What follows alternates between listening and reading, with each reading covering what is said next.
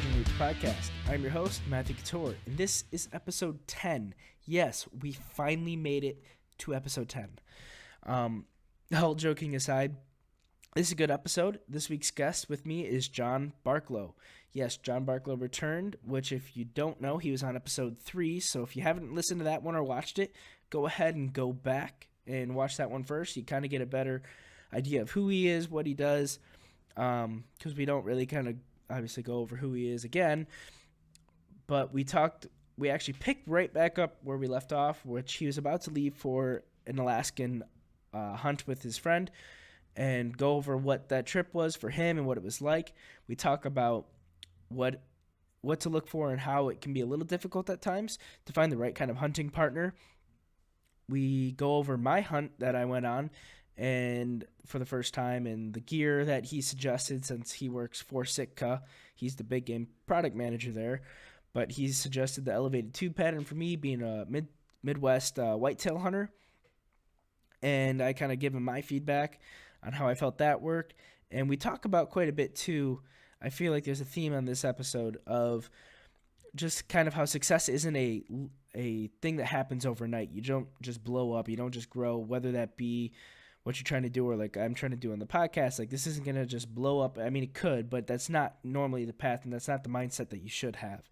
You should be okay with embracing the suck, as John says, and taking that slow growth and being disciplined to day after day do the little things to help fortify your mind and train it to push through the things that most people will just say, I'm going to be lazy and not do that. Thus, they aren't successful people. But yeah, this was a really great episode. I enjoyed it very much. John's just a super great guy, somebody I call a friend. And yeah, without further ado, I give you episode 10 of the podcast with John Barklow. Welcome back, everybody, to the Forging Roots podcast. I have back with me John Barklow. John, this is actually the first repeat guest. You were the second guest in total, but this is the first repeat. So there's something to be said for that. Right on. I appreciate that. Now I got a lot of pressure on me. I got to deliver. Well, if they came back, if they're listening to this, they obviously heard something good the first time. So, so last time you're on the podcast, you were just saying how you're about to be going on the Alaska hunt. How was that? Yeah. How did that go? Kind of fill us in. Yeah, because I was just thinking in my head, when was the last time we had when we had done that first podcast? Yeah, it was August. Yeah, it was August. I was getting ready to go on that Alaska caribou hunt. It was good. Yeah, I hadn't been back to Alaska since I left 7 years prior. So I guess it's been 8 years this year. It was good. Really good friend of mine. And, overall the hunt was good. Crazy amount of diverse wildlife we got to see. Everything from caribou, of course, black bear, moose, grizzly, Dall sheep, and then some really interesting ones like muskox. Definitely saw wolves. So I think, I'm trying to think, but I think we saw every species up there, at least big game animal. Really cool. Didn't really see the number of caribou that, we were hoping to see. I passed on a few smaller caribou I wasn't necessarily interested in pursuing. It can be a lot of work to try to move across what seemingly looks like flat tundra, but is, pretty difficult. But had a great hunt. Weather was good. It was colder, so we didn't have a lot of bugs. But really the highlight of that trip was my friend is an Alaska resident still. And he's been, bow hunting most of his 40 years of his life. And I kept telling him, even when I lived there, I said, man, it'd be really cool for me to, be there when you arrow a grizzly bear. And that was the one bear that he hadn't got with a bow yet. So sure enough, we were setting up camp, let's just call it 7-8 o'clock at night. Of course, we were so far north. We were a couple hundred, I want to say 200 miles above the Arctic Circle. So really far north, really doesn't get dark. And there are no legal shooting hours. It's just, if you can see, you can hunt. Okay. So anyways, we were setting up camp and we look up on this hillside, and we see this grizzly bear, and he's up there feeding on all these blueberries. So, Aaron grabs his bow, I grab the shotgun for backup, and we go up the mountain. And the animal never does exactly what you think it's going to do. You try to guess as best you can. So anyways, long story short, we end up kind of getting pinned out in the open. And bears traditionally don't have the greatest eyesight, so we're about 80 yards away. He's a little uphill from us, and it's calm. And so he Mm. kind of knows something's up, and I don't know exactly if he ever knew what. He never was like super freaked out, but he'd start popping his jaws, or he'd start huffing, which was really cool to Mm-hmm. be that close. And long story short, it just wasn't going to happen. So we let him kind of continue to feed, and he went up and around this corner. And so we went back down to camp, got that all set up, and I said, well, you know what? We should go up the valley and just see what that bear's doing.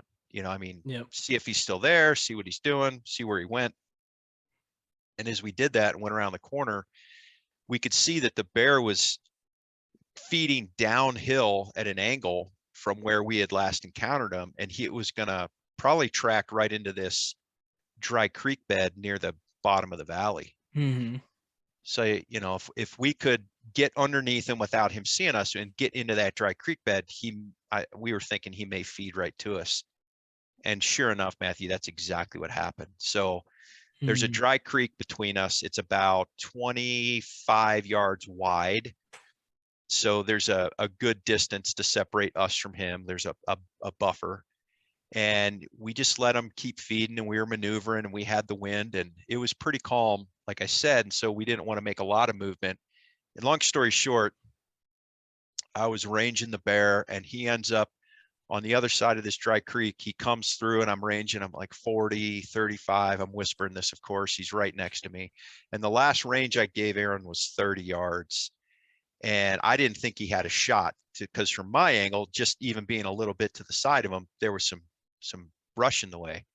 And about maybe 10 seconds later, I'm not looking at him, I'm looking at the bear, and boom, I hear the arrow go, or the bow go off. Mm-hmm. I hear the arrow hit, and I bring the shotgun up just to make sure. I don't know which direction the bear wants to run, or if he knew we were there. And Yep. Aaron's like, don't shoot, don't shoot. And the bear kind of went back the way he came and piled up right in the bottom of that dry creek bed. And Oh man. so not only did Aaron get his first grizzly bear with the bow, I was there right next to him, kind of part of the hunt. Yeah. And so that was the highlight of the trip. So super awesome way to start the trip. Just good overall, just amazing terrain and geography up there, being that Mm-hmm. far north. It was great. It was like a great welcome back to Alaska trip for me. So yeah, Yeah. that's how Yeah. that trip went. Nice. Yeah, there's no better way to go back after that long of you said what, 8 years since before that? Like Yeah, what yeah. better way to do that and experience that with your friend? And I found it interesting on your newsletter you had the importance of partners. Kind of Oh yeah. give some for people that haven't read it, they should go sign up for the newsletter. But how important is that to have the right hunting partner, and how would you go about finding that in people? Yeah, so let's start with the first question of how important is it? I would tell you that it becomes critically important the more committing the trip gets, right? So the more remote it is, the more you have to, truly rely on each other for safety and support, or, how dangerous the trip may be, and that doesn't have to necessarily be hunting. It could be riding mountain bikes, or, uh, going fishing in Baja, or whatever it is, right? But Mm-hmm. having that reliance on somebody. And I've not had the best track record over the years. It's been kind of hit and miss, and for a long time, I chose to just kind of give up on partners, so to speak, and do things on my own. Because to your second question, it's really kind of hard to find good partners, and it's not Mm-hmm. because there's not good people out there, but as we were talking before we got on air, like when you're trying to link up schedules with people who have jobs and families Yep. and or girlfriends and all these other things, and trying to line all that up at the same time you're trying to line up, somebody that's got the same goals and motivations and dedication and commitment and acceptance of risk and all these things. And so it's really a special thing when you find that. And I think when you do, it not only makes the trip more successful, depending on how you define that, uh, but it makes them more memorable and meaningful. And I've had some Hmm. really, really good success with certain people on certain trips, be it climbing or skiing or hunting, that I didn't particularly care for, but we complemented each other, on some kind of skill level. But those trips always felt a little hollow, maybe, or at least now looking Hmm. back. Whereas some of the trips where I maybe wasn't quote as successful, but like I didn't get a caribou, right? I wasn't bummed out because I got to hang out with my good friend and we got to Yep. experience this adventure holistically, and then this really cool thing for him with the bear. And Hmm. so, but anyways, it's something I've thought about a lot, something I've read about a lot, talked to friends about. And yeah, so that was kind of a little bit of an emotional, not too emotional, but Hmm. emotional writing that article and thinking back on that. But it's not something that people delve too deeply into in the hunting world. Hmm. They definitely talk about hunting buddies or hunting partners, but certainly from the uh, military aspect, of a partner, and different groups have different names for that. Or when you're climbing and you're tied to the same rope to somebody, that has a little bit more of a powerful meaning. But I think it's just as powerful and meaningful for hunting and any other outdoor pursuit as well. Yeah. Yeah. Absolutely. I know that's one thing. Like, because I did go on my first hunt from the last time we talked. I know I was gearing up for that, and uh, that was, I mean, whitetail for the most part, you're just on your own in tree stand or Uh-huh. down ground blind and don't really have anyone, especially since I'm the only one in my family. Like, because one day, like, I'm going to start with the whitetail, but elk hunting, going out west and doing that, that's definitely a bucket list now that I've seen and watch. And it's definitely have the bug for that. But finding the right partner, I was like, man, I really don't know anybody, and trying to do that. And then you came out with that article, and I was like, okay, sweet. So people are kind of thinking about that. I know I've heard people that have good partners, like you said, that mesh well, and then others where it's like might have the right skills, but then doesn't really mesh well. And but on my hunt, I was actually kudos to the Sika gear. I know we talked about that and what patterns worked. And uh when I was out there, I was because kind of going back to what you said about define your term on what success on a hunt means. Yeah. For me, like since it was the first time going out, I was like not expecting to get anything. If I did, that was like a bonus. My goal for the day was like, hey, if I go out there, I just want to at least see one deer. If I see just one, that'll make the whole trip worth it. So I was out there and I get up that morning. Me and my cousin, is actually at my uncle's property. So me and my cousin were both going out that morning. He was going to his stand, I was going to mine, and we're sitting there. And we got in at like 6 o'clock, and it's just pitch dark and late October, and we're sitting. And I sat there till about 10 o'clock. I kept hearing stuff, and it was amazing to hear how big a mouse or a squirrel can sound. I'm like, oh, this is it. This is it.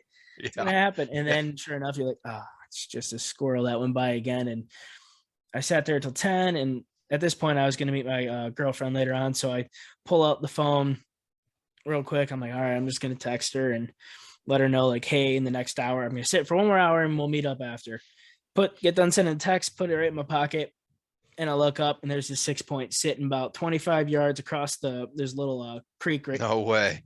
I'm like, and I froze for a second. He was looking right at me. Uh-huh. And I'm like, oh crap, I cannot move right now. But man, that it has to be the camo or the print, because he just looked at me, could tell it looked like he was looking through me, almost like he's like, there's something there I can't quite tell. And then just went back to uh eating down in the grass and clovers there. And he's standing right behind this tree quartered to me. So I was like, I don't have a clean shot yet. I just needed him to take one step forward, because there's like a tree line and then open rush right there. Like if it takes one step, I got the shot. I was able to get up, got my bow drawn back, sat there for like a minute and a half, just drawn. He looks up and just starts walking out back the other way. I was like, oh, didn't get the shot that I wanted, but man, afterwards I was just sitting there and shaking. I was like, I had buck fever. How real can that be? And like during the whole thing, I was calm and cool and collected. I was like, all right, sat down, and like 3 minutes after, I'm just in the stand shaking uncontrollably, like, oh my gosh, what a rush. And yeah, that was something else. So I have to say thank you for the recommendations on the gear and all that. It kept me warm. It was great. And it was really awesome experience for the first time. Oh man, that sounds like it. Yeah. So on your first whitetail archery hunt, you were more successful than I was in the first 20 years. I don't know what I'd have done if I'd have seen a 6-point stand in front of me when I started, but that's incredible, man. Yeah, especially for Michigan. I was like, oh dang, like there's no way. Like, and I mean, I guess I don't really have great reference. He looked big to me. Either way, I Yeah. was like, oh, this Yeah. was sweet. But Yeah. yeah, and even if it wasn't, I was like, especially this year, I'm really, really hungry for it because I only got to go out for one sit by the end of the season. Just this year, I'm like, no, I'm dedicating. I already went out, did some scouting, found some bedding areas, and really, really looking forward to it. So yeah, I know one thing we talked about too last time you're on was you had just getting your site going and the Instagram and kind of from the one cat picture and now what it's turned into. How is that how has that transition been, and how has the website and all that been going? Yeah, I'm laughing at the cat picture. Mm-hmm. Yeah. No, it's a great question. It has just continued to slowly and steadily grow, Mm-hmm. increase the followership, the engagement, going through with the team, because I certainly couldn't do it, but the team that works on the website for me. We're going through and making some updates and trying to structure it so that the website can scale. So as an Mm-hmm. example, since obviously we last talked, I started the newsletter in December. So, I just shipped them, my June newsletter, and I try to write, if I can, I try to at least write a portion of those newsletters several months in advance. There's always things in my mind. I've got lists of things here that, Yep. I either have notes on or want to talk about. So, I need a place on the website for that. So that's all going really well. I just invested in, with some friends at work who do this for a living, but it just invested in some camera gear and some audio gear and some lighting to try to Yep. make the IG videos a little better. And my hope is to, post maybe once a month one of those videos to the YouTube channel.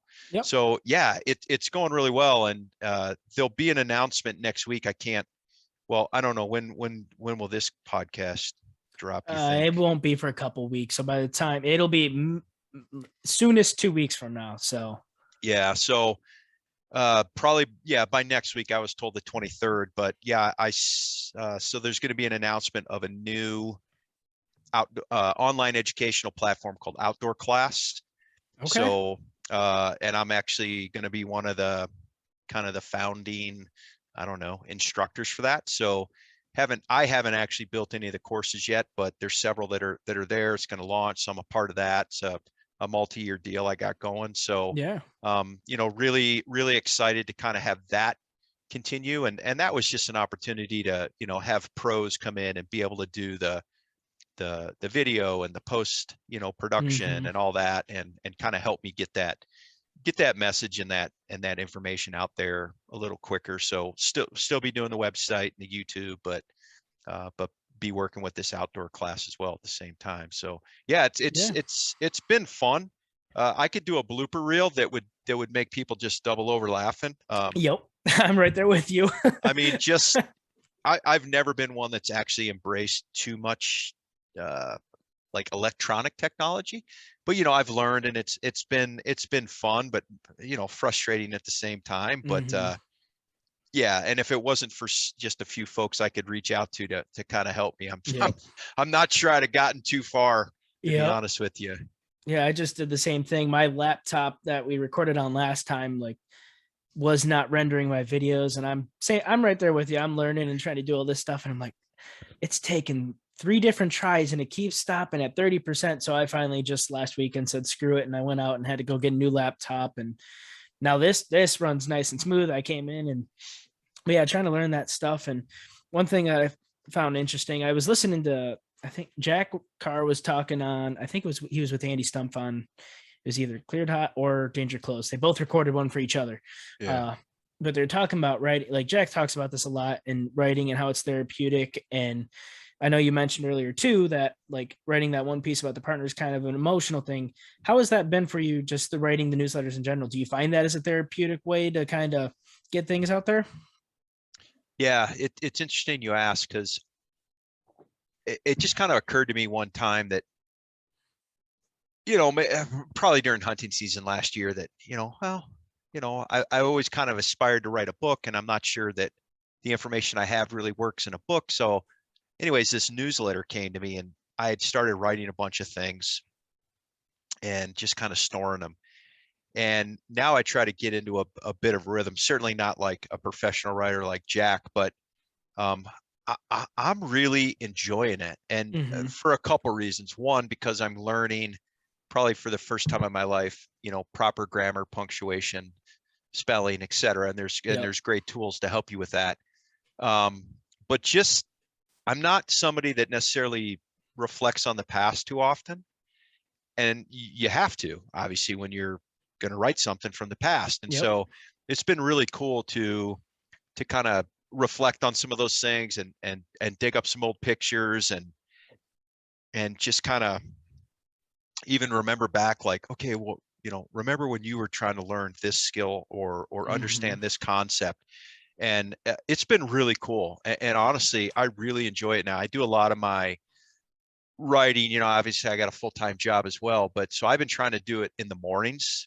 Mm-hmm. Normally I would do my workouts in the morning, but now I find that writing in the mornings, I wake up, sometimes I'm out of bed early because there's a thought in my head, and then I can write it down, and then, we'll see where it fits in, or if it ever fits in, or what month it fits in. Because I try to make the newsletters very timely for that Mm-hmm. particular month of the year. So sometimes I'll have something that, maybe has to sit for, maybe till next winter potentially, right? But it's been really interesting. I think I'm getting better at it. I don't think I'm good at it, but I think I'm getting better as the months go on.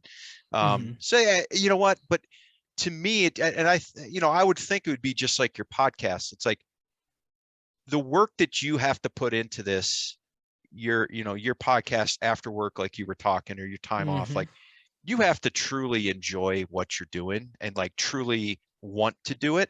Like, nobody could Yep. really force us to do that. And so I've enjoyed it. And I don't want to say that with, like, I'm too surprised, but I'm kind of surprised.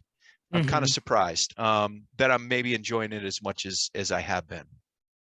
Yeah, no, that's great because I do get that. Like you said, like there's nobody that's sitting here telling me like, hey, you gotta do this podcast, you gotta do all these things. It's just genuinely a fun thing for me to do and to learn. And that's, I mean, even your name, Knowledge from Storms, like there's no reason to, just because you're graduated, you moved on, you're out of college, just, there's no reason to stop learning. Right. And that's the whole spirit behind this thing, is just growing myself and expanding that. And even the writing, like I've started taking those ideas and even like you said, reflecting, trying to, I mean, I might not be, shouldn't be doing this always at work, but like if something pops in my head for something that I want to talk about, I'll just like whip the phone out, quick note, Yep. put it back in. And then, because I mean, it just consumes my mind with this stuff. And do you do that at all? I know you said just to do reflecting, but is that something you might do going forward when you learn stuff, is like, Yeah. Right you, here. yep, keep So it so with you. this is literally the wet notes pad that I carried last fall for hunting season. I carried it on this recent bear hunt I was just on.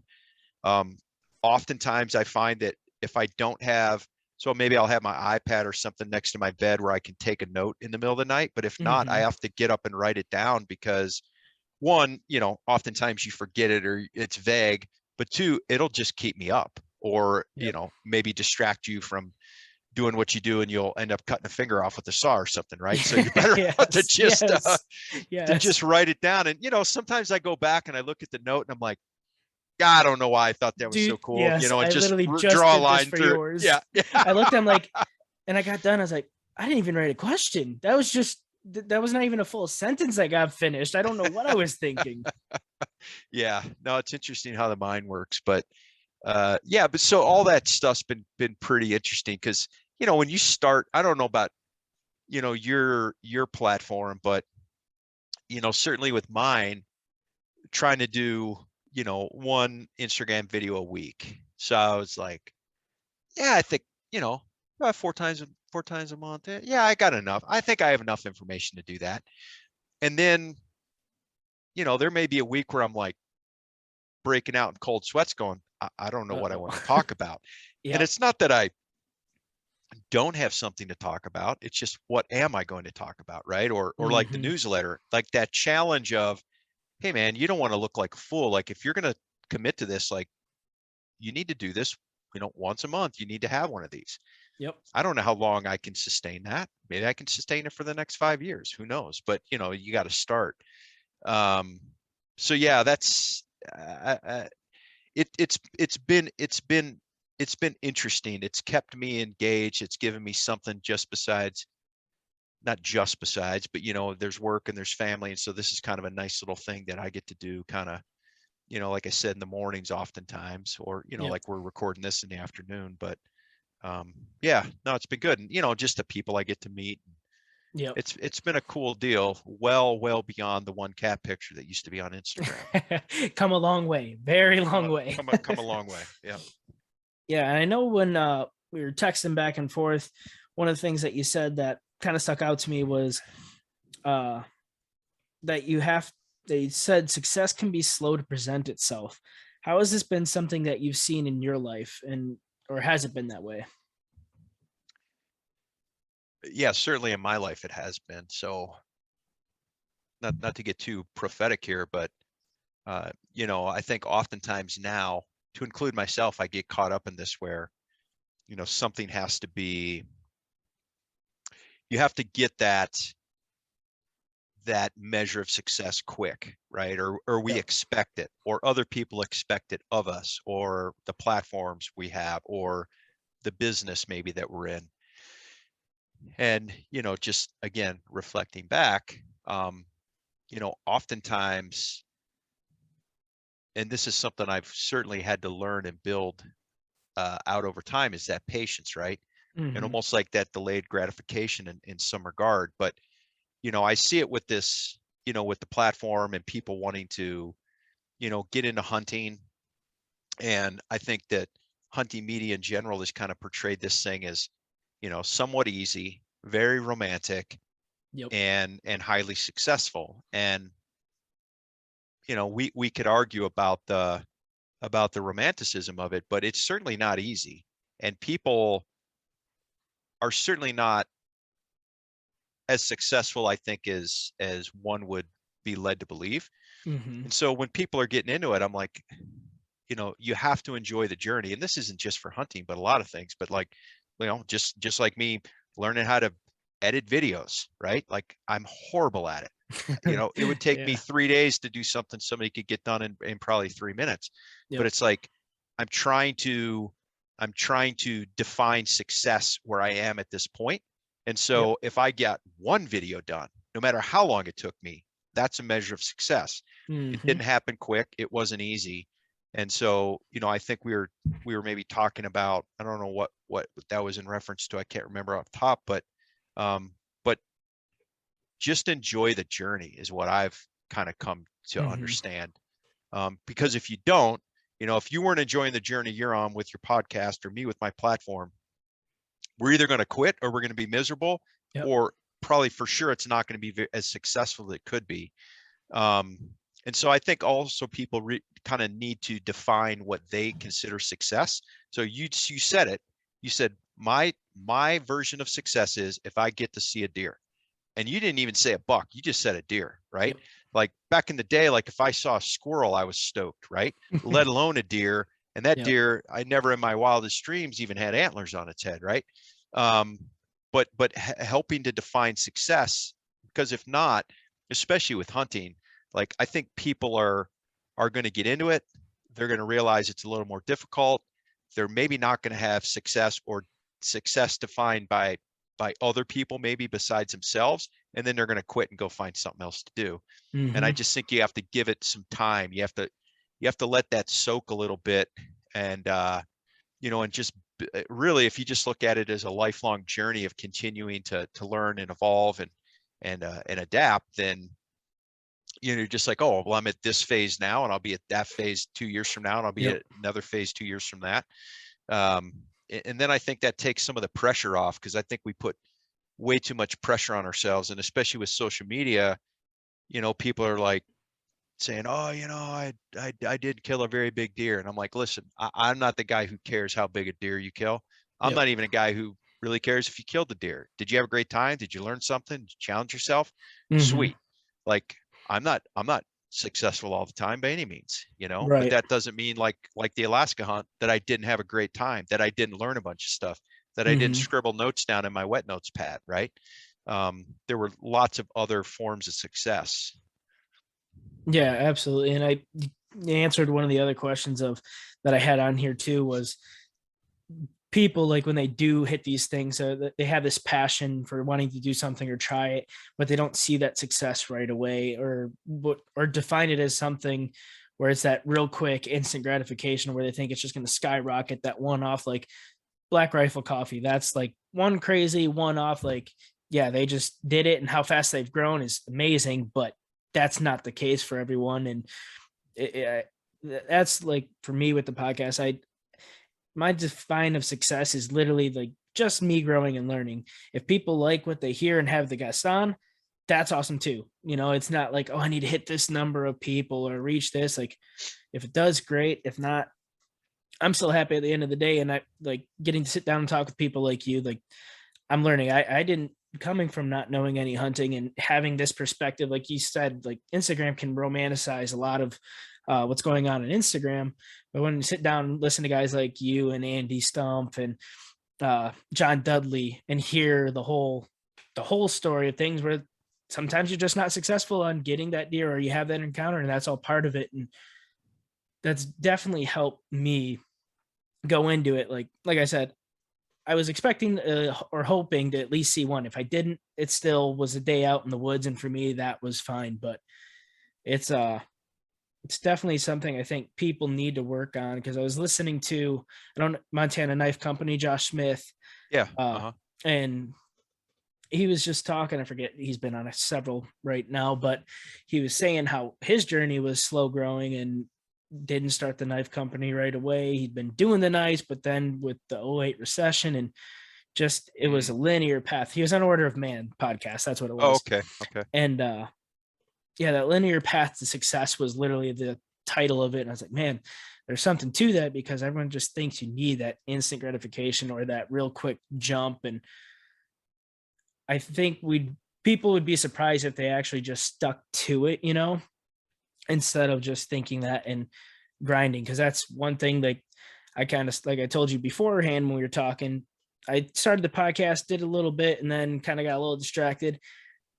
But me going forward, I want to keep doing this and put forth that work. And some days it is like you said, you're racking your brain of like, do I have an idea or have something to talk about, or what if I don't have a guest for this week? What am I going to do?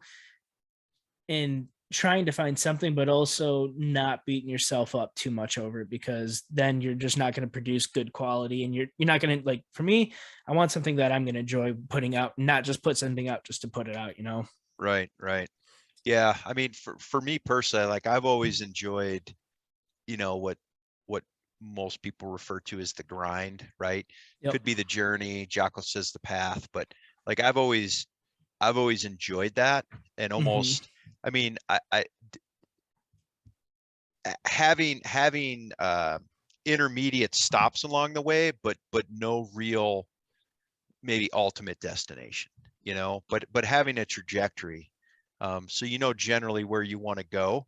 you don't exactly know how you're going to get there, as much as I'm trying to be a control freak and script everything out like it's just not possible.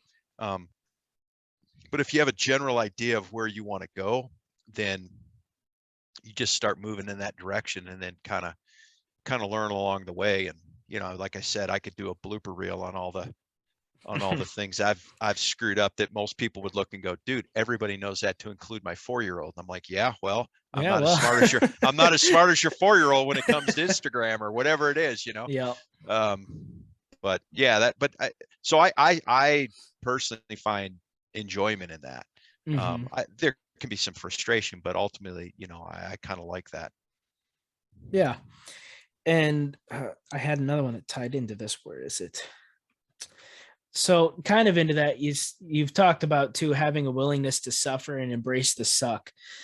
So, how are there any tips, or like what kind of got you to that point that in that type of thinking? Because I feel like a lot of people do struggle to think that way, and to myself included, there's days where it's easier to not do that one thing or not push yourself. But where does somebody find that mindset to embrace the suck, as you say? Yeah, that's a great question. I've read a little bit on this. Well, there's a gentleman I know who wrote a whole book called Tough. I've listened to podcasts on this. Some people say you're born with it. Some people say it can be learned. I'm kind of the mindset that it can definitely be learned. It can be a taught behavior, but um, I think the first thing is, and keep course correcting me here, so I ultimately Hmm. get to your answer. But um, I think it's easy for people to assume that they're the only ones, suffering, or they're the Hmm. only ones that find pain in this thing, or like it's easy for everybody else but me. And I know that the truth is it's not that way for anybody. Like everyone suffers, everyone has pain. Different people have different thresholds to that, or Hmm. maybe different people have the ability to put on a straight face in the face of adversity or suffering or fear, whatever that is. But for me it's not something that you're born with. It's something that you have, but it's also something, in my opinion, that has to be continually worked on. And so the way I have always, when I say always, I mean I'm thinking it's probably the way I've always approached it, but Hmm. I'd have to really reflect on this. But I always like to say, well, as an example, so when COVID happened, Yep. and everybody was making excuses to not go to the gym because they couldn't. And, well, now I'm sitting at home. And so now I'm going to drink more, and, or now I'm going to get a divorce from my wife or my husband, or, all these things. And I said, well, hell, man, that's the easiest thing in the world to do. I mean, Hmm. it's a global pandemic. Like, if you ever had an excuse, now is the excuse. And I said, so I'm going to do the opposite. I'm going to stop drinking. I'm going to start a business. I'm going to get on Instagram and challenge myself with the Hmm. intent of, when the pandemic's over, I'm going to have used it as an advantage and not an excuse. And so I think it's just a certain way of thinking, Hmm. of constantly challenging yourself, and small challenges that you challenge yourself and overcome start to build a mindset that allow you to help overcome even greater challenges. Yeah. So, as an example, another example, uh, when you go take a shower, how many people want to turn the cold water on and get in the shower? Not Very many. few, Not very many. few people, right? Yep. And so when that thought crosses my mind of, God, man, like the last thing I want to do right now, like I've been cold all day, is get in a cold shower. I force myself to go get in a cold shower. That's a And tough one.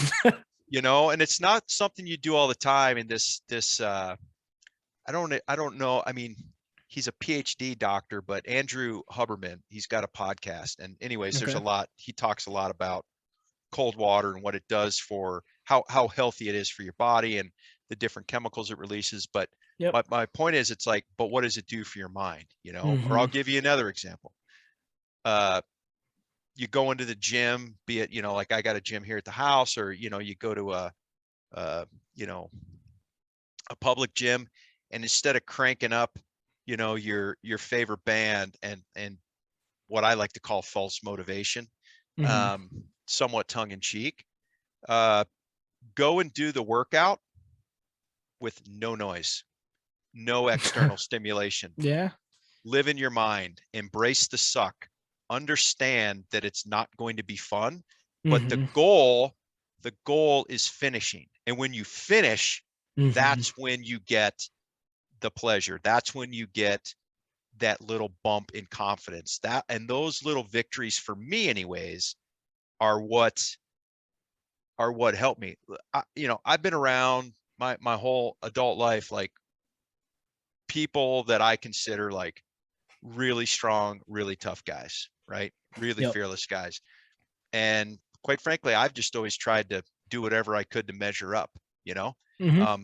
Maybe they were saying the same thing, maybe not, but that's what I needed to do to continue to kind of push that. So to me, it's not, again, it's this journey. It's not a destination. It's just something that you have to constantly work on. And it ebbs and flows. I mean, I was certainly willing to take far more risk even 10 years ago in my life physically than maybe I am right at the moment. So, it ebbs and flows, it comes and goes. Yeah.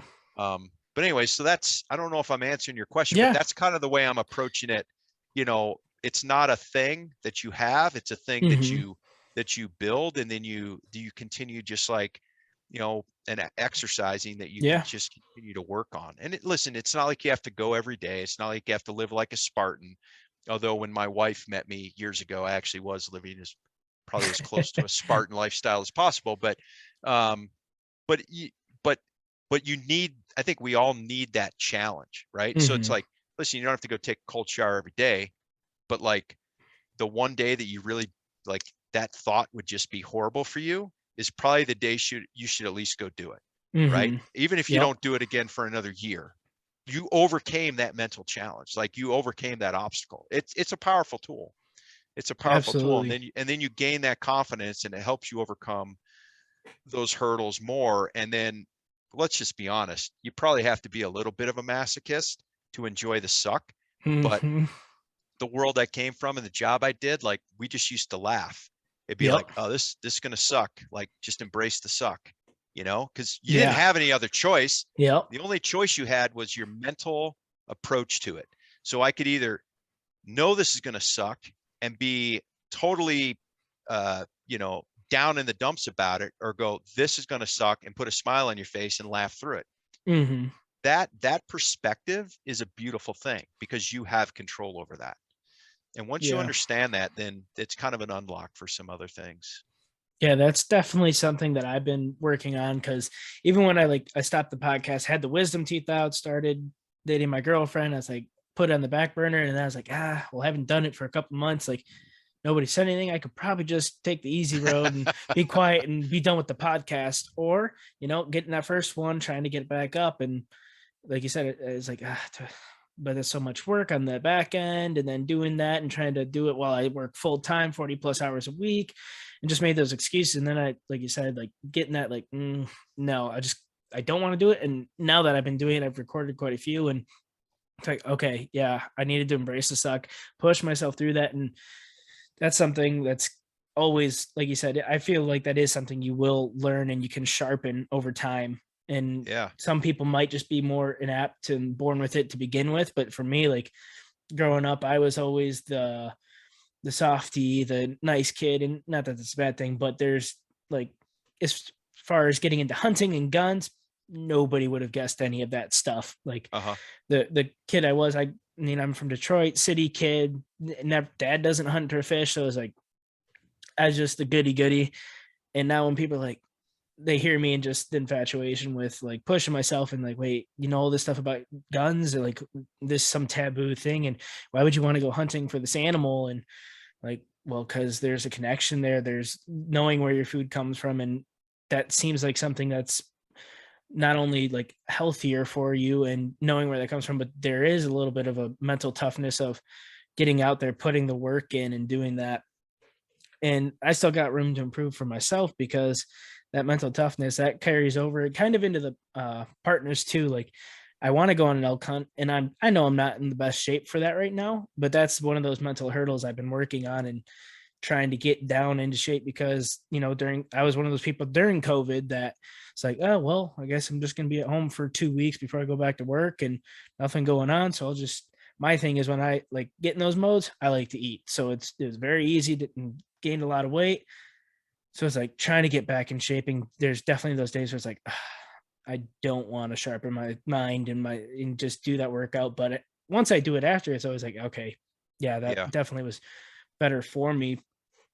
But is there any like you said, going to the gym, is there any particular thing that you do to get in shape to go in the mountains, like certain workouts, or do you just, because I know some people have programs, other people say I just put on a backpack and I just go hiking or Yeah. whatever. Like, what does that look like for you? Yeah, I'm probably kind of a combination there. Hmm. I have my own gym, and I've been fortunate enough to over time learn from some really good people, just in my previous life. You're constantly, at least for me at this point, like I'm constantly adapting, to old injuries or, something that, an old injury that kind of comes back to life. Um, Trying to work around work. For me, the things you're talking about, like, doing the podcast, which congratulations, by the way, because Thank you. trust me, that's a huge hurdle for a lot of reasons, not just because you force yourself to do it, but, you're putting yourself out there to Hmm. the court of public opinion and public scrutiny, right? And so that's Yep. that in and of itself is a tough thing to do. Um, but for me, it's time over distance. So, I try to never, it's just become a lifestyle. I try to never not work out. Now, do I work out every single day? No, I can't. But oftentimes anymore, it's as much for my mental health Hmm. as it is my physical health. And so, I like to go in there. I like to, depending on the weather and depending on what I'm doing, I work out in my gym, even though it's somewhat insulated. It never gets probably colder than 40, 35, 40 degrees, even in the winter. Yep. I never turn the heat on, right? I try to never turn the Hmm. heat on. I try to, those kind of things. But it's a lot of what people would term functional fitness. So, think like CrossFit type Yep. things. So that kind of genre, but I don't necessarily prescribe anymore to, a certain workout or a certain time, but, sandbags, kettlebells, Hmm. rowing, a lot of body weight, things, push-ups, using, Olympic bars, like some deadlifts and things like that, bikes, step ups with packs on. And then obviously if I can, and I certainly have recently because the weather's gotten better, Hmm. going out and actually hiking. And that's not as that's as much for my physical, but also my mental, just Yep. getting out, enjoying nature, breathing fresh air, all those things, hearing the birds chirp, like that's just as important. If you're working out for quote health, like that's just as important. And oftentimes for me, what I've realized is, as opposed to coming home from work and, being frustrated and grabbing a drink, I just go do a workout, even if it's a Hmm. short workout. And then that was enough to get my mind past that hurdle. And then maybe I Yep. don't have that drink. Right. So, Right. I know it's more than, it's not like I do 3 sets of 5 or anything. Like I just go in there, I make it up. Do something. I do something. I try to have a set amount of time where I'm doing that thing, you know, probably no less than 30 minutes, could be as long as 90 minutes, depending on what I'm doing. And then I just have to kind of moderate, the way my body feels, which quite frankly, I've had to learn that over time. Hmm. Um, but to me, the most important thing is that one, you do something, and two, it's not the something that you do this week or next, but it's what you do time over distance. So it's like, Yep. what am I going to do? And by that, and another 365 days, what is the volume of work that I did that helped get me where I am? Mm-hmm. And that's to me, that's the same with, shooting a bow or doing your podcast or writing or working out or, Yep. whatever the case may be. And that's where I think people really start to see gains. For me personally, that's where I really start to see gains. But we go back to that slow success, right? That Yep. slow burn, and to get where you want to go, it's not something that happens overnight. I think you Yep. find quick gains when you first start, but then when like me, like I'll hit these plateaus, and I mean, hell, sometimes these plateaus are like year and a half plateaus, and then I'll make small incremental gains, and then, another Yep. plateau. So when I hit a plateau, I know I'm there, and I Mm-hmm. try not to get frustrated by it, and just self-aware, and then just continue to work through it. Yeah. Yeah. I've just started too the last 2 weeks. I got the Order of Man battle planner that Ryan Mickler has, and writing down those things. And for me, it does help to write down and see what your schedule is. And then when you schedule that time out specifically for that thing, so I've got for me, like for this mental, like praying, read my Bible every day, for the spiritual and mental health. And then also, I want to get out and shoot my bow. I'm going to be going to TAC for the first time this Oh, no, year. right on, dude. in Yeah. in Yeah. in Michigan. In Michigan. Oh, Yes. you're gonna love it. You're gonna Yeah. love it. So like that's one thing I've added to it, and doing the shooting the bow, eating right every day, and just having that little bit. And it's like, okay, well, I've scheduled out this work, and specifically taking that time for the podcast, whether it's doing the editing, sitting down, recording with someone, writing in the journal of things that I want to have in there or have people on. And it definitely helps to get that all out on paper and see that, because then it does take away the excuse of, I'll get to it later, I'll do it tomorrow, or I have time, I don't have enough time for it because I need to sit on the couch and relax after a long day of work for the next 2 hours. Where even if you take just that 15 minutes, go shoot your bow for 15 minutes, you're going to gain something from that, you're going to feel better, and then you still have all that time to relax after. Yep. But it does take the mental toughness to push through and be like, because not everybody wants to do that. It's long days. I'm up at 5 a.m. every day. By the time I'm done checking that stuff off, it's like 7 o'clock at night before I can finally relax. Like that is a lot, but that slow linear like path to success has to be that way. And like you said, there's plateaus. You won't see success right away on it. Um, but one of the things too, like just knowledge, like the knowledge from storms, where did you kind of get this idea, or is this something that's always just innately been in you to want to grow your knowledge and honestly just share this, like everything you do for the hunting? You could very easily charge people money for all this, for all the knowledge that you do have, but you share it for free. Why do you do that, or where does that come from? Yeah, another good question.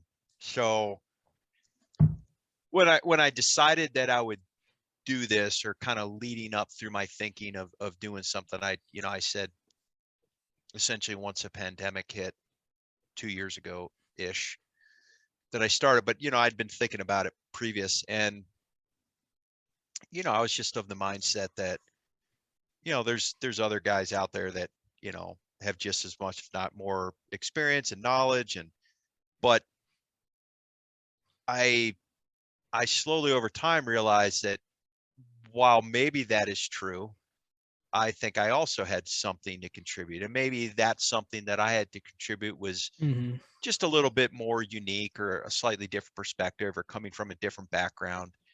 And that ultimately, just like trying to force myself to get in a cold shower, that I could do one of three things. I could complain about everybody else and not do anything. I could shut my mouth, not say another word about it, and just let it Mm-hmm. go on.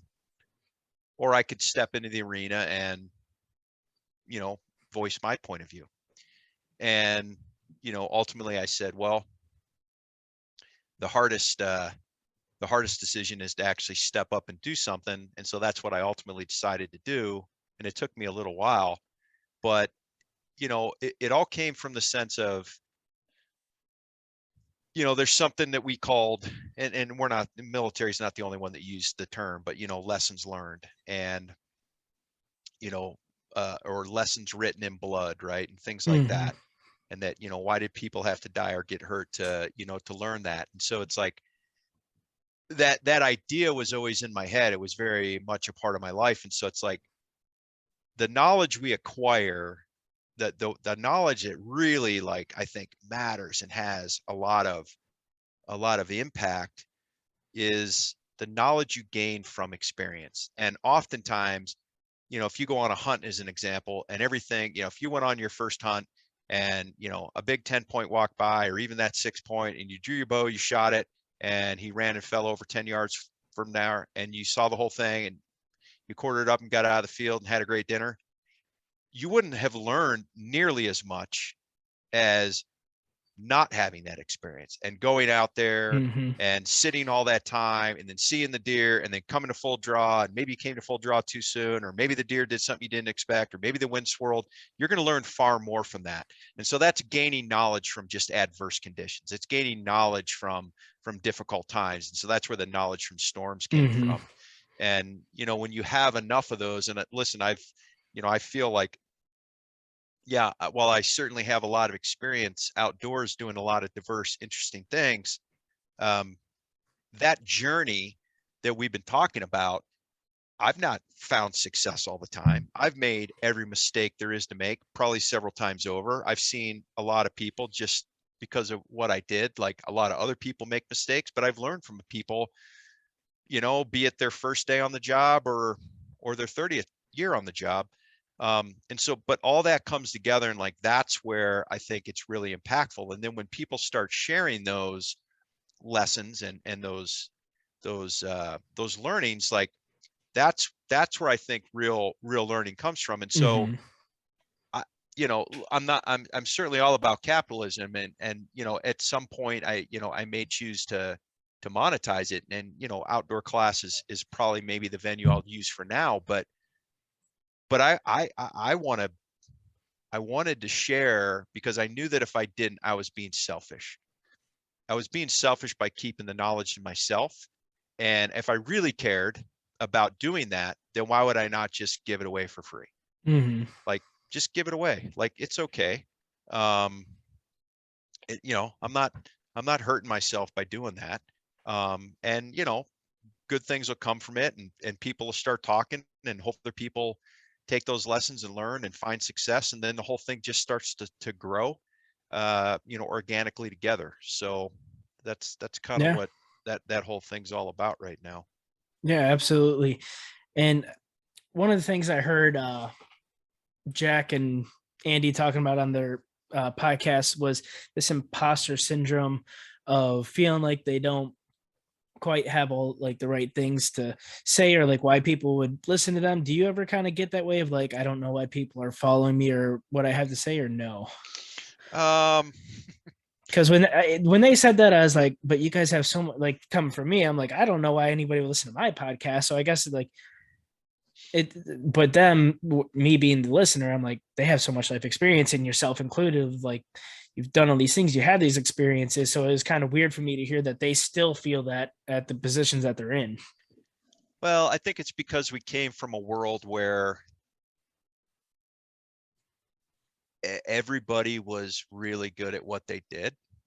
And so nobody could really say they were the best, because there was somebody always better than them at something else, right? And Mm-hmm. so when you come out, you're like, hey, here's my opinion, take it or leave it. It's probably based on a lot of experience, but that's okay if you have a different point of view. I've talked about the imposter syndrome, which I know they didn't phrase it like that, but this kind of imposter syndrome, like, why me? Why listen to me? There's lots of other people to listen to. Like, I've only done this for 30 years. There's people that have done it Yeah. for 50 years. I just think that's human nature, but Mm-hmm. I also think it's a humbleness that from those guys that, you know, they never considered themselves the best. They were part of the best, but there's always somebody better. And I think that's anytime you think like, man, I've got it all figured out, I know everything, I'm the toughest, I'm the smartest, whatever, Mm-hmm. you're going to get smacked down hard. And I think just over time, people people learn that, guys like that learn that. And yeah, uh, they genuinely believe that. I mean, those guys are friends of mine, and they're like, hey, here's what I think, but take it or leave it. Yep. Um, because maybe there's somebody out there smarter that knows more than me. Absolutely. So kind of circling back too. So you got, I know you perked up when I said TAC. So you've been to a TAC event? And for people that don't know, that's Total Archery Challenge. Total Archery Challenge. Yeah. Yeah. Yeah. I actually, interestingly enough, so the Total Archery Challenge used to be called Bow Shot at the Bird, and the bird was Snowbird, which is a ski resort in Utah.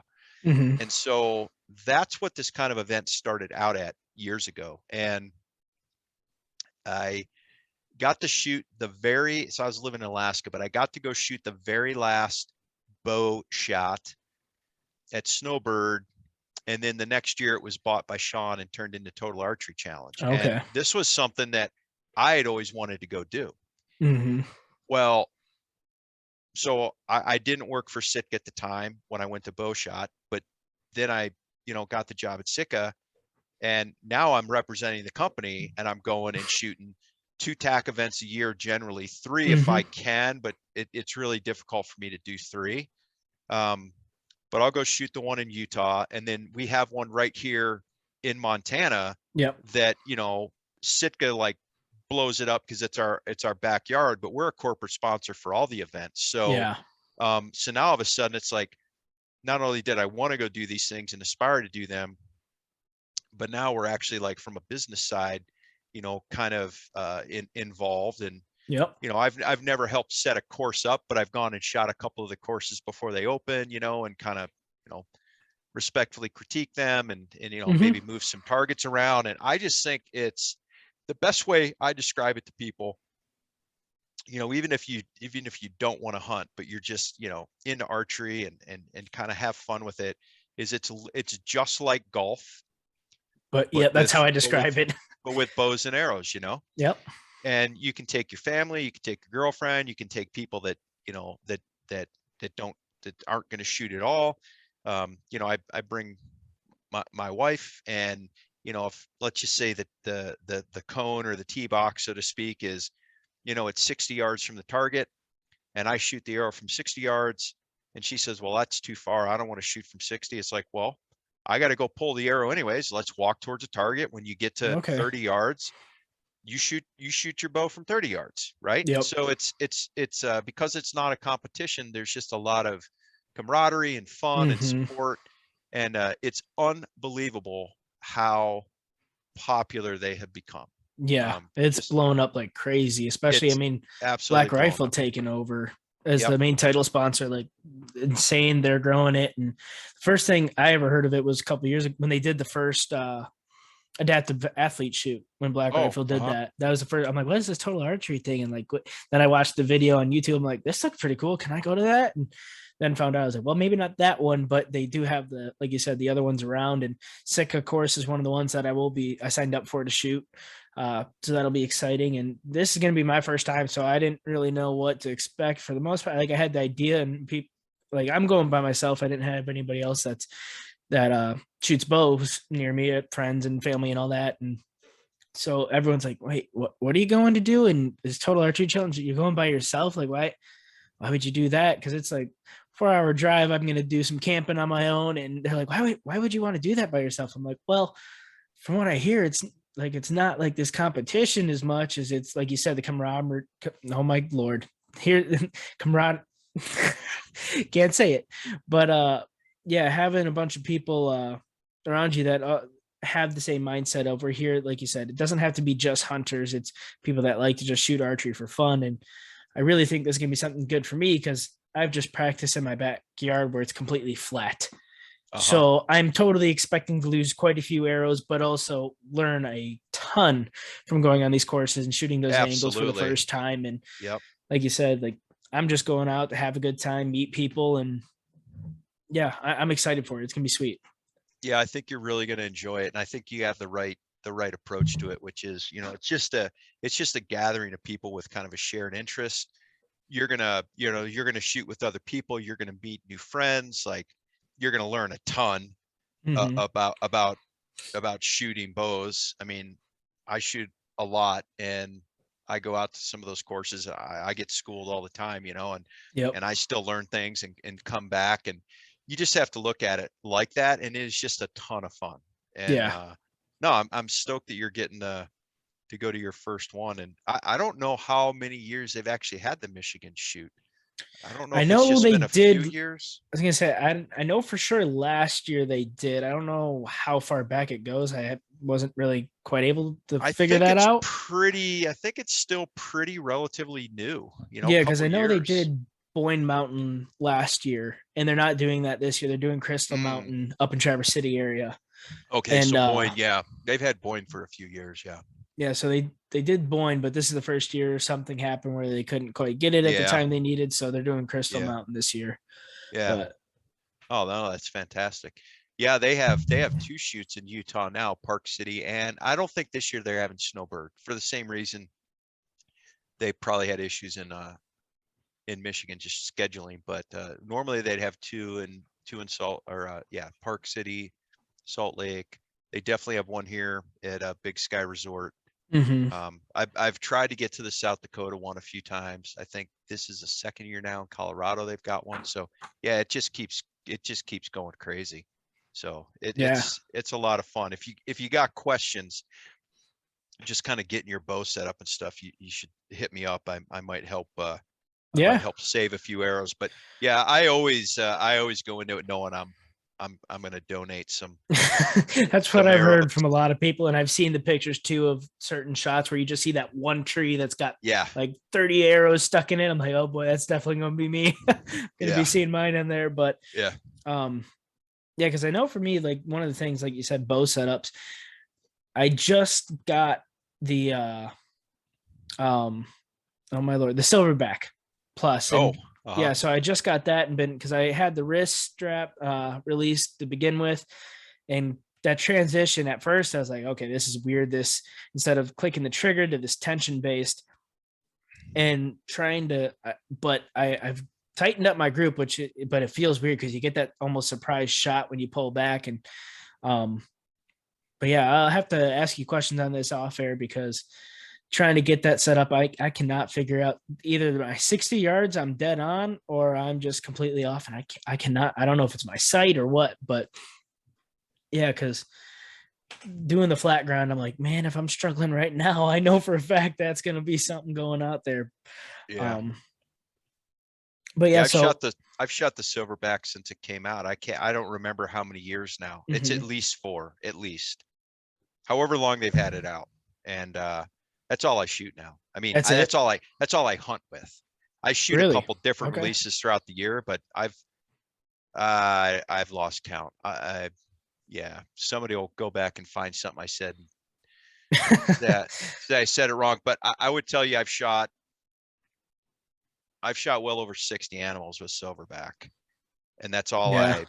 that's all I shoot anymore Yeah. for like those kind of events. So it's awesome, but it's a little bit of nuance, and it takes a little bit of practice, and Hmm. that kind of just consistency of shooting. Like if you kind of leading up to that, just we'll shoot for a couple weeks, even 5 days a week for a couple weeks leading up to that. Yep. You'll be good. But there's a few setups with setup things with your bow we need to make sure you got dialed, Yeah. so that you're not totally just giving all your arrows away to the arrow gods. Absolutely. So I saw on Instagram, I follow Schnee's boots and all that, and I don't know how close you are to Bozeman, but did it snow for you today too in Oh, dude, it Montana? dumped. Seriously. So our office, which I Oh would, man. which I was at prior to this, is about a Hmm. half mile from Schnee's. Uh, Mm-hmm. so I woke up out here because I live about 30 minutes outside of town. Woke up here, snow on the ground, covered in the Oh. grass, just a dusting, but covered in the grass. I could still see the grass, but it was pretty much covered. Uh, Started to snow, drove into work, and it just stormed. Oh Couple man. couple inches, and it just cleared off this afternoon. Okay. Yeah. I saw that and I was like, oh man, I'm gonna have to ask him later on if it actually Oh yeah, yeah. that's yeah, because we're sitting it's 90 here right now Yeah, I've outside. heard you guys have some really hot temps back east. My dad Yep. lives there in Cleveland area, so yeah, Yeah. he's saying it was getting pretty hot. No, I mean, this spring's been pretty late, Hmm. and yeah, I mean, really nothing's even budding yet here. I was up bear hunting last week, and it snowed on us up there, which Hmm. is not all that unusual in northwest Montana, but yeah, today was a little surprising, to say the Yeah. least. I saw that Instagram. I'm like, oh my gosh, it's literally May. Like, how are you getting snow? Oh no, It's it's crazy. not May. It's the end of May. It's Yeah, doggone end of near May. Memorial Yeah. Day weekend, you know? I was like, Uh, oh, I was like, Montana's beautiful. Then I saw that. I'm like, that's a lot of snow if I've removed there for that long. That's yeah, crazy. yeah. No, there's definitely a ton of snow still in the mountains. I mean, it started to melt the last maybe week, but um, yeah, there's still a ton of snow. I don't know. I mean, they had to get inches and inches in the mountains Yeah, today, you know? absolutely. And I know you said so your dad still lives in Cleveland. Is that where you're born and raised was Cleveland? I know you Yeah, said Ohio. Okay. yeah, yeah. Yeah, so my girlfriend's from Toledo area, so I've never been down to Ohio and she does fishing. That's something I've never done either is fishing. And Like on Lake Erie for walleye or something, or she's done that, but also like she just does it for fun. She doesn't do it super seriously, but yeah, I know that that's something I was like, okay, well now I got my fishing license for Ohio and Michigan, and we got Erie. That's literally yeah. right there, so it's not super far from me. But then also, have you done any of the? I've been hearing on because the Maumee River is right there, and everyone keeps talking about this walleye fishing. Have you ever done that? Because it seems to be all the craze down there in Toledo area. So I've not in the Toledo area. When I grew up, Lake Erie was I would say getting a better walleye fishery, Mm-hmm. um, but I really didn't do it. Interestingly enough, though, so when you live in Alaska, that's where I really learned to fish, and I would still don't call myself a fisherman, but that's where I learned to fish.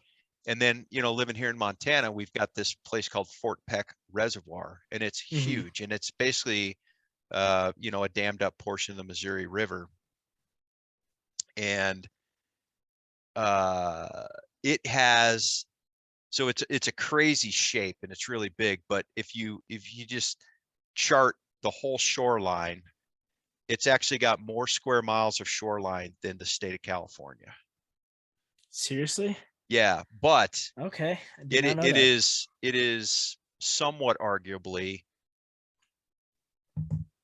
the best, if not one of the best freshwater fisheries in the entire country, to Mm-hmm. include walleye. It's got a lot of walleye and big walleye. So I grew up in Ohio. I didn't walleye Didn't fish. do it. I moved to Montana and I walleye fish now, and it's really good.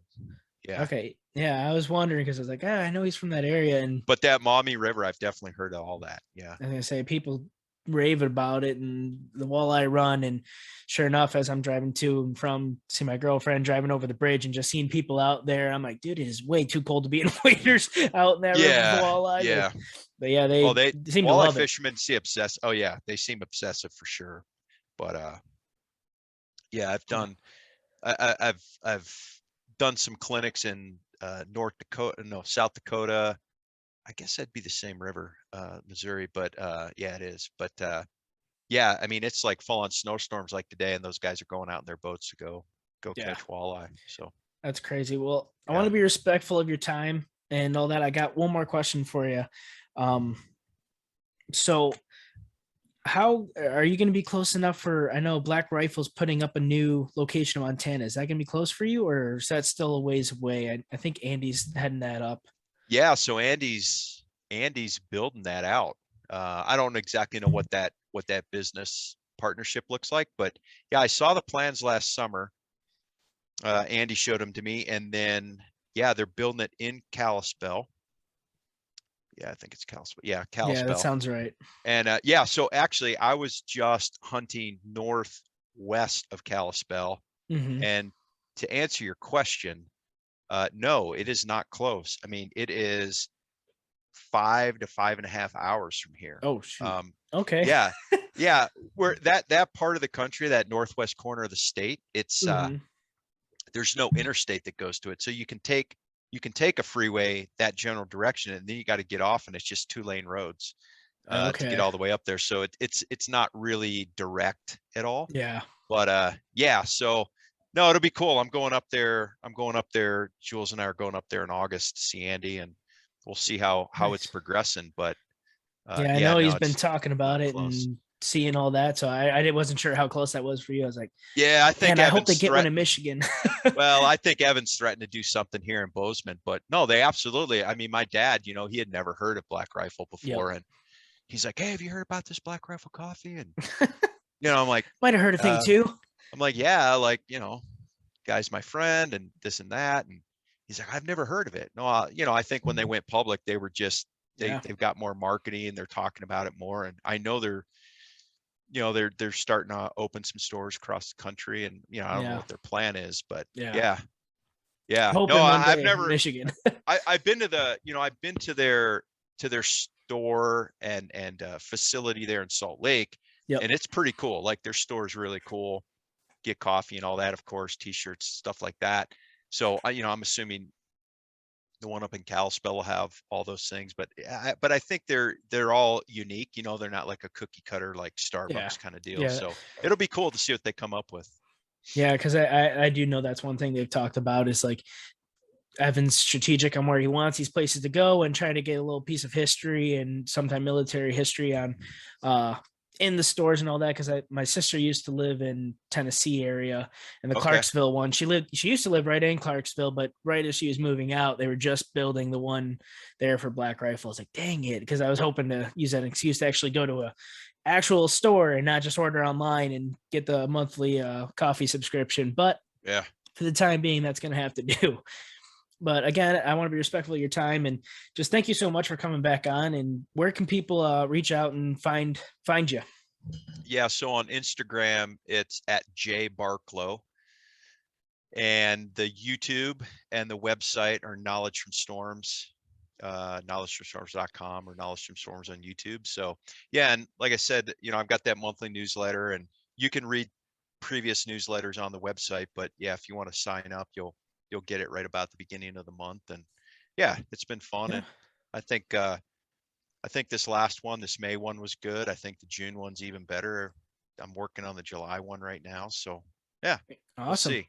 All But right, no, yeah, it's cool to get to talk to you again. Definitely a pleasure, and I'm definitely glad that you didn't quit and yes, you're keeping the podcast alive, man. So yeah, absolutely. it'll be cool to see where you take it. Yep. Thank you, John, for coming on. Yeah, thanks, Matthew.